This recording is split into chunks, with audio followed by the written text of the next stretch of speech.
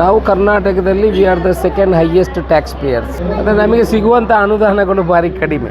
ವಿಶೇಷವಾಗಿ ಈ ಸರ್ಕಾರದಿಂದ ನಾವು ಕರಾವಳಿ ಭಾಗದ ಜನರು ಬಹಳಷ್ಟು ನಿರೀಕ್ಷೆಯನ್ನು ಇಟ್ಕೊಂಡಿದ್ದಾರೆ. ಯಾಕೆ ಅಂತ ಹೇಳಿದರೆ ನಮ್ಮ DK ಶಿವಕುಮಾರ್ ಸರ್ ಅವರು ಈ ನಮ್ಮ ಕರಾವಳಿ ಜಿಲ್ಲೆಗಳ ಬಗ್ಗೆ, ಇದರ ಒಂದು ಅಭಿವೃದ್ಧಿಯ ಬಗ್ಗೆ, ಈ ಟೂರಿಸಂ ಡೆವಲಪ್ಮೆಂಟ್ನ ಬಗ್ಗೆ ಕಳೆದ 6 ತಿಂಗಳ ಹಿಂದೆ ಒಂದು ಕಾನ್ಕ್ಲೇವನ್ನು ಮಾಡಿ ನಮ್ಮಲ್ಲಿಯ ಒಂದು ಜನರಲ್ಲಿ ಒಂದು ಭರವಸೆಯನ್ನು ಮೂಡಿಸಿದ್ರು. ಬಹುಶಃ ಇವತ್ತು ಅವರೇ ಮುಖ್ಯಮಂತ್ರಿಯಾಗಿ ಇಲ್ಲಿ ಅಧಿಕಾರ ಸ್ವೀಕರಿಸಿದ ನಂತರ ಇದಕ್ಕೆ ಇನ್ನಷ್ಟು ವೇಗ ಸಿಗುತ್ತೆ ಅನ್ನುವಂಥ ಭರವಸೆ ಇದೆ. ನಮ್ಮ ದಕ್ಷಿಣ ಕನ್ನಡ ಉಡುಪಿಗೆ ಆಗುವಂಥ ಒಂದು ಬೆಂಚ್ ಮಾರ್ಕಿನ ಕೆಲಸಗಳು ಒಂದು 2-3 ಆದರೂ ಆಗಬೇಕು ಅಂತ ನನ್ನ ಆಸೆ. ಟೂರಿಸಮ್ ಆಗಿ ನಮ್ಮ ದಕ್ಷಿಣ ಕನ್ನಡ ಜಿಲ್ಲೆಯನ್ನು ಬದಲಾವಣೆ ಮಾಡಬೇಕು. ಅದರಲ್ಲೊಂದು ನಮ್ಮ ಬೀಚ್ ಸೈಡಲ್ಲಿ ಆಗುವಂಥ ಒಂದು ಮಂಗಲ ಕಾರ್ನಿಸ್ ರಸ್ತೆ 1,000 ಕೋಟಿದು, ಅದೊಂದು ಆಗಬೇಕು. IT ಕ್ಷೇತ್ರವನ್ನಾಗಿ ಮಾಡಬೇಕು. ನಮ್ಮ ಏರ್ಪೋರ್ಟಿನ ರನ್ವೇ ವಿಸ್ತರಣೆ ಆಗಬೇಕು. ಇದೊಂದು 4 ಮಾಡಿದರೆ ನಮ್ಮ ದಕ್ಷಿಣ ಕನ್ನಡ ಜಿಲ್ಲೆ ಕೂಡ ಹಾಗೂ ನಮ್ಮ ಯುವಕರಿಗೆ ಕೆಲಸ ಸಿಕ್ಕಿದಂತಾಗ್ತದೆ.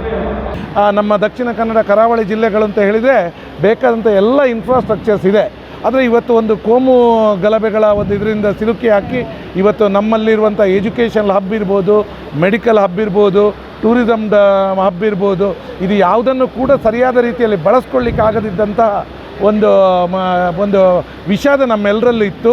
ಬಹುಶಃ ಇವತ್ತು DK ಶಿವಕುಮಾರ್ ಸರ್ ಅವರು ರಾಜ್ಯದ ಮುಖ್ಯಮಂತ್ರಿಯಾಗಿ ವಿಶೇಷವಾಗಿ ಕರಾವಳಿ ಜಿಲ್ಲೆಗಳ ಬಗ್ಗೆ ಒಲವನ್ನು ಇಟ್ಕೊಂಡಿರುವಂಥದ್ದು. ಖಂಡಿತವಾಗ್ಲೂ ನಮ್ಮನ್ನು ಯಾರನ್ನು ಕೂಡ ಈ DK ಶಿವಕುಮಾರ್ ಸರ್ ಆಗಿರ್ಬೋದು, ಹಾಗೆ ಈ ನೇತೃತ್ವದ ಸರ್ಕಾರ ಯಾವತ್ತೂ ಕೂಡ ನಮಗೆ ನಿರಾಶೆ ಮಾಡೋದಿಲ್ಲ ಅನ್ನುವಂಥ ಧೈರ್ಯ ನಮ್ಮಲ್ಲಿದೆ. ನಮ್ಮ ಮುಖ್ಯಮಂತ್ರಿಗಳು ಕೂಡ ಹಾಗೆ. ಅವರು ದಕ್ಷಿಣ ಕನ್ನಡ ಮತ್ತು ಉಡುಪಿ ಕೋಸ್ಟಲ್ ಬೆಲ್ಟ್ಗೆ ಅತ್ಯಂತ ಪ್ರಾಮುಖ್ಯತೆಯನ್ನು ಕೊಡುವವರು. ಅದನ್ನೆಲ್ಲ ಬಳಸಿಕೊಂಡು ಬಹುಶಃ 2 ವರ್ಷದಲ್ಲಿ ನಮ್ಮ ದಕ್ಷಿಣ ಕನ್ನಡ ಉಡುಪಿ ಜಿಲ್ಲೆಯಲ್ಲಿ ಇಷ್ಟರವರೆಗೆ ಏನು ಧರ್ಮದ ಮೇಲೆ ಚುನಾವಣೆಗಳು ನಡೀತಾ ಇತ್ತಾ, ಇನ್ನು ಅಭಿವೃದ್ಧಿ ಮೇಲೆ ಚುನಾವಣೆಗಳು ನಡೆದರೆ ಇನ್ನಷ್ಟು ಆ ಡಿಸ್ಟಿಕ್ಕಿಗೆ, ಆ ಜಿಲ್ಲೆಗಳಿಗೆ ಭವಿಷ್ಯ ಇದೆ ಅಂತ ನನ್ನ ಅನಿಸಿಕೆ.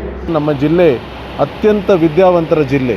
ಅಲ್ಲಿ ಉದ್ಯಮ ಮಾಡುವಷ್ಟು ನಮಗೆ ಫೆಸಿಲಿಟಿ ಕೊಡಲಿಕ್ಕಾಗಲಿಲ್ಲ. DK ಶಿವಕುಮಾರಿಂದ ಆದಷ್ಟು ಇಂಡಸ್ಟ್ರಿಗೆ ಒತ್ತಿಗೆ ಕೊಡುವಂಥ ಒಂದು ಕೆಲಸ ಇವತ್ತು ಆಗಬೇಕಾಗಿದೆ.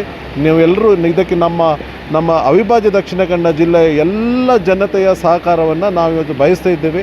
ಒಟ್ಟಾರೆಯಾಗಿ ಸಮಗ್ರ ಜಿಲ್ಲೆಯಲ್ಲಿ ಕಾಂಗ್ರೆಸ್ ಬೆಳೀಬೇಕು, ಅಭಿವೃದ್ಧಿ ಆಗಬೇಕು. ಇದೆರಡು ನಮ್ಮ ಅಪೇಕ್ಷೆಗೆ ಖಂಡಿತವಾಗಿ ನಮ್ಮ ಶಕ್ತಿ ಸಿಗುತ್ತೆ ಅಂತ ನಮ್ಮ ವಿಶ್ವಾಸ.